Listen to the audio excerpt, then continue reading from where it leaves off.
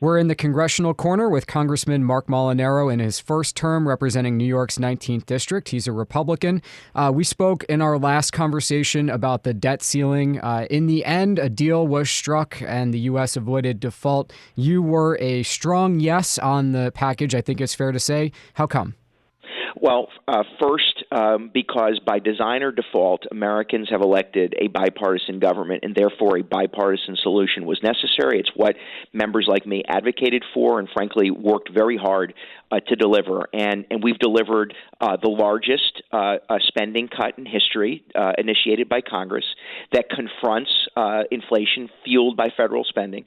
We make good on America's debts, which we must, and at the same time, we invest in economic growth, making economic development projects a little bit easier while protecting the most vulnerable, enhancing the way in which we deliver food stamps and TANF assistance by demanding that states are more accountable with federal dollars in helping people. And I'd like to get back to that in a moment, but just to say that the fact that there are those on either end of the ideological spectrum that have a problem with this agreement suggests that it is what Americans expect. Bipartisan answer to a bipartisan problem that has been fueled by generations of overspending.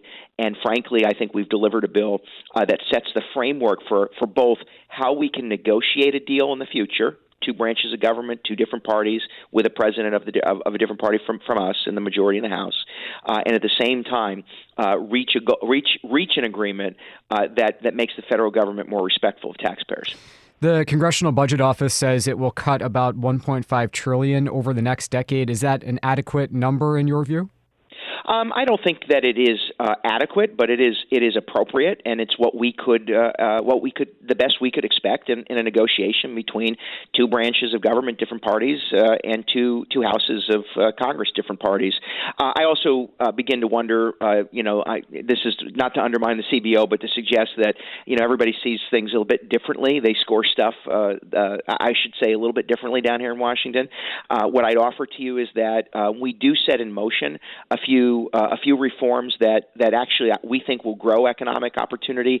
I know it because I've experienced it myself at the local level with economic development projects and administering a social service agency. I think there's going to be economic growth that will help us combat both inflationary spending and debt in the long term. That's not really scored. And so I will tell you that this sets the right foundation upon which we ought to build more responsibility from Washington and more respect for federal taxpayers. There's been some talk about doing away with the debt limit in general. Do you think that's a good idea? No. I think at the end of the day, the founders were pretty smart in ensuring that Congress, has the purse strings and allowing debt to simply extend without some oversight and some restriction from Congress. And by the way, Congress, the people's representatives, is a mistake. And by the way, we lived through, during the pandemic and economic shutdown, the extreme of executive overreach. And I'm not saying in every situation that would occur, but I can say as an executive, the more authority and power you give an executive, the more they'll take. And being the single individual elected en masse, that needs to be balanced by the people through their representatives having some checks and balances, and this is an appropriate one.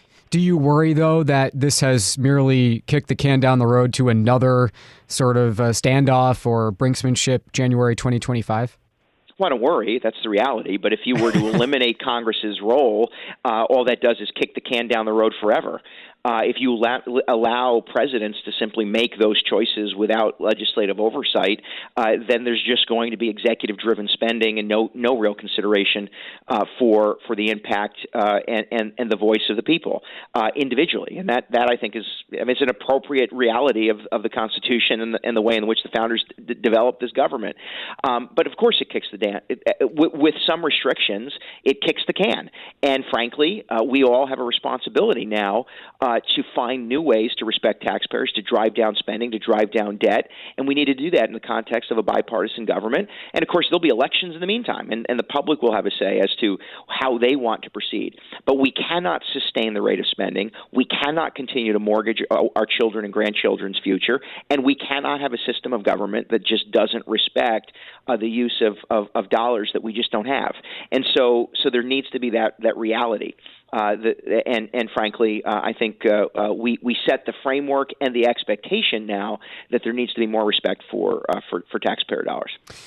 Would there be any scenario in which you could support changing tax rates, maybe doing away with the Trump tax cuts, or looking at how revenue gathering influences long-term deficit?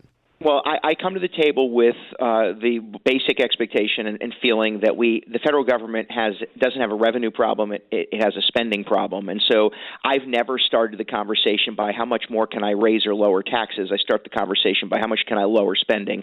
And so I do, and then let that fuel tax policy. Some of those tax, the Trump tax cuts, some of those sunset, and some of them, will be considered for extension. That needs to happen in the context of budgeting, and that's what happens next. And so in a bipartisan way, through House appropriations and the work that we do here, we're going to have to develop a spending plan that drives down spending and respects taxpayers. And what that results in revenue, we hope, is less demand, less need for federal tax dollars. There is a lot of conjecture about Speaker McCarthy maybe facing a revolt from the right flank of the party during the course of these negotiations. How do you think he did, dealing with President Biden, largely in a one-on-one sort of negotiation? He did exceptionally well. And what I say to people who have concern, and I get it, first of all, that kind of argument is a bit foolish, and I hate to say it that bluntly, but here's the thing. The Republicans have a small majority in one branch of one house of government. The Speaker, on behalf of the American people, presented our argument, and it resulted in a historic spending cut. It resulted in not defaulting on America's debt. It resulted in addressing inflation and federal spending that fuels inflation. It resulted in protecting Social Security and Medicare. It resulted in protecting veterans' benefits, and at the same time sets the framework for both future negotiation and a respect of federal taxpayer dollars. And that, to me, is a success worth acknowledging. And for some, it's not enough. That's fine. For some, it's too much. That's fine. At the end of the day, recognizing that by design or default, we have this bipartisan government with bipartisan solutions that are necessary. I think the reality is we delivered a success for the American people, and now we ought to be building on it. And I think that's important. By the way, there are people out there who say, you guys shouldn't have voted for the first thing, and then you shouldn't have voted for the second thing. Here's the deal: we armed the Speaker with a powerful message that taxpayer dollars ought to be respected, knowing full well he would have to negotiate from there. And I've got a great respect for the team we that led us. Garrett Graves and Patrick McHenry are dutiful, they're responsible, and ultimately I think produced a good product for America. Just in the time we have left in this segment, I want to go back to SNAP benefits and the new work requirements for older recipients of SNAP benefits. Can you explain why Republicans favored that change as part of this package? Listen, I grew up on food stamps. It is an assistance program meant to help people establish their own independence. And the states like New York have built up such a burdensome bureaucracy that frankly they don't do enough to help people get back to work and back to supporting themselves. So what we did was a compassionate response. If you're dealing with a disability, a mental health, a physical health, if you're pregnant, if you have children, if you're a senior citizen. There's no change. There's no expectation that any of the changes. If you're a veteran, it does. We don't put new burden on you. If you're a foster child, we don't put new expectations on you. But if you're an able-bodied single adult up to 54 years of age, which, by the way, as now I approach 48, I can tell you is not terribly old.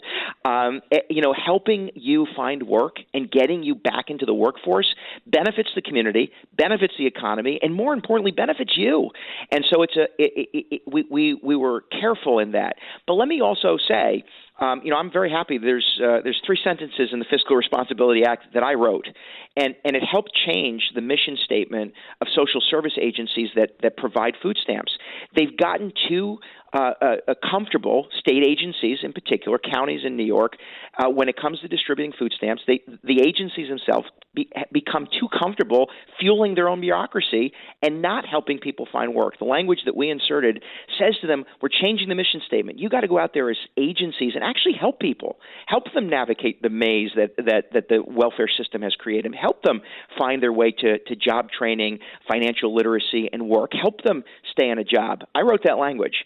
And I wrote it because I lived it growing up on food stamps, and I wrote it because administering the social service agency here in New York State, I can tell you, New York takes these federal dollars, builds up a bureaucracy, and is doing less and less to compassionately help people find their way to independence. We want that to happen. It's in everyone's best interest, especially the person who needs that temporary help. Congressman Marc Molinaro is a first-term Republican from New York's 19th District. Thank you for the time, Congressman. When we come back the next time, let's talk about military health